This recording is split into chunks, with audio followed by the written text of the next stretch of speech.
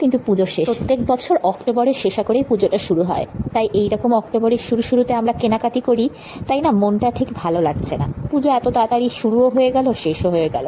যাই হোক, সপ্তমীর সকালের একটা ভিডিও তোমাদের শেয়ার করছি। এতদিন মাকে দেখতাম বেশ দরজায় আলপনা ফোঁটা দিয়ে মা দুর্গাকে আহ্বান করতো। এখন যেহেতু আমি বউ হয়েছি, সেজন্য এই দায়িত্বটা এখন আমার। বাড়ির রীতি অনুসারে দুর্গা ঠাকুরের ঘট পেতে আর দৌড়ে ফোঁটা দিয়ে সপ্তমীর সকাল শুরু হলো, আর রাত্রিরে আছে ঠাকুর দেখা। আমরা দুটোতেই খুব ঠাকুর দেখতে পছন্দ করি, ভিড় ঠেলে ফেলে। ষষ্ঠীতে গেছিলাম বেহালার ঠাকুরগুলো দেখতে, আর সপ্তমীতে গেছিলাম গড়িয়ার ঠাকুরগুলো দেখতে। ওই ত্রিধারা অকালবোধনী এটাকে বলে কিনা আমি জানি না, তবে আমি ভিডিওর শুরুতে একদম লাইটিংগুলো দিয়ে দিয়েছি কোন কোন ক্লাবের ঠাকুরগুলো দেখেছি। প্রথমে তো সিঙ্গি পার্কের ঠাকুর দেখলাম, তারপরে হিন্দুস্তান ক্লাব। আমার যতদূর জানা এই তিনটে ঠাকুরকে নিয়েই মনে হয় ত্রিধারা অকালবোধন নামে খ্যাত, আমার ঠিক জানা নেই। যাই হোক, আমি একটু ভিডিও করতে পারি, আমার বড়মশাইটা একদমই পারেন না, তাই খুবই ছোট করে ঠিক করে ভিডিওগুলো নিতে পেরেছি কিনা জানি না। তবে সব থেকে ভালো লেগেছিল আমার দেশপ্রিয় পার্কের ঠাকুরটা। এত বড় প্যান্ডেল করেছিল যে আমি আমার ক্যামেরাতে নিতেই পারছিলাম না। ভেতরটাও তেমনি অসাধারণ সুন্দর। যা ভিড় হয়েছিল, ভিড়েতে গোটাগুটি খেয়ে মোটামুটি একটা ভিডিও ক্লিপ নিতে পেরেছি। তোমাদের দেখাতে পারছি কিনা সেটা আমি বুঝতে পারছি না।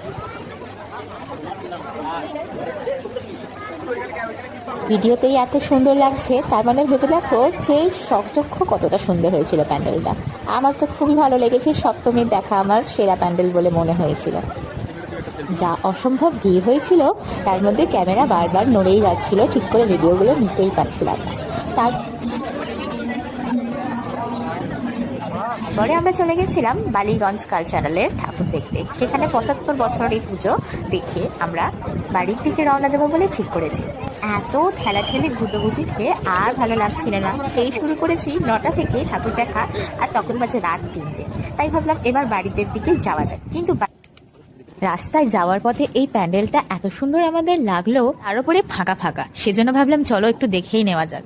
ভালোই করেছিল প্যান্ডেলটা, কিন্তু একদমই ভিড় হয়নি। ভিডিওটা দেখে বুঝতে পারছো কিনা জানি না, আমি জানিয়ে দিচ্ছি তাহলে তোমাদের। এটা করেছিল দীঘার যে নতুন জগন্নাথ মন্দির হয়েছে, সেই জগন্নাথ মন্দির। আর পাশে যে 3D স্ক্রিনগুলো লাগা ছিল, সেখানে দীঘার সমুদ্র সৈকতের বেশ সুন্দর ভিডিওগুলো চলছিল। আমরা বেশ কিছুক্ষণ এই ফাঁকা প্যান্ডেলে সুন্দরভাবে দাঁড়িয়ে দেখলাম, কারণ অন্যান্য প্যান্ডেলগুলো এত ভিড় হয়েছিল, এত শান্তি করে তো দেখতেই দিচ্ছিল না।